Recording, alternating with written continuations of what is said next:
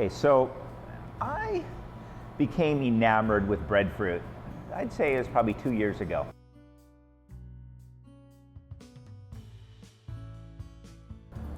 So breadfruit is one of the, I believe there's 23 canoe crops. And of the canoe crops, I think there's about 7 that were specifically for food. And of course, there's a food crop. You know, a lot of Hawaiians grew up just eating nothing but ʻulu poi. But you can even throw the ʻulu in a fire pit and actually just bake it right in the fire pit. And that's fabulous. It gets nice golden brown and smoky flavor. It's just delicious. It can be used in virtually every aspect where you'd use a potato. ʻUlu fries are amazing. Mashed ʻulu, fantastic. And frankly, why anybody makes potato salad and sells it with a plate lunch in Hawaii is beyond me, because ʻulu salad made in the style of like a potato salad is way better. And then of course there's all the dessert aspect, right?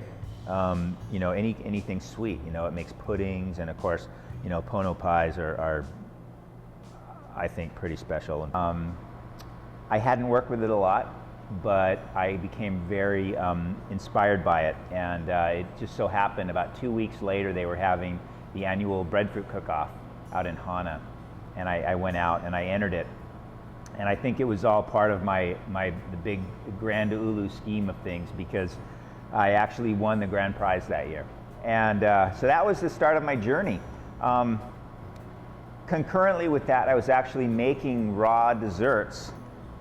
So essentially a breadfruit, you know, as I was saying, it starts off very starchy, potato-like, and it goes through this phase of what we call ripening. So as it ripens, it softens and gets sweet. So at some point along that stage, you want to stop that ripening process, and that's when you process it. Now for pono pies, I like a slightly soft, slightly sweet stage. And at that point, what I would do is I would just quarter it and steam it. Now, when I make a pono pie, essentially, right now I'm doing about 5 flavors. You can do almost unlimited number of flavors. And every one of those has breadfruit in it, okay?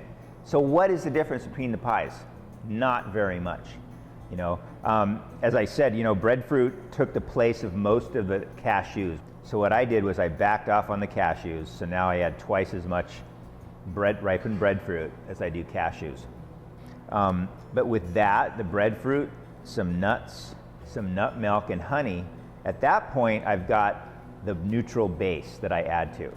You know, I call them pono. I didn't just use the word pono because it has a P in it and it goes nicely with pies. You know, pono means, you know, righteous, beneficial, done in the correct fashion. And I believe because my pies don't have gluten, there's no dairy, there's no butter, eggs, there's no flour, there's no processed sugar, and I use as much local products as possible. I believe that is the correct way that we should approach food, you know.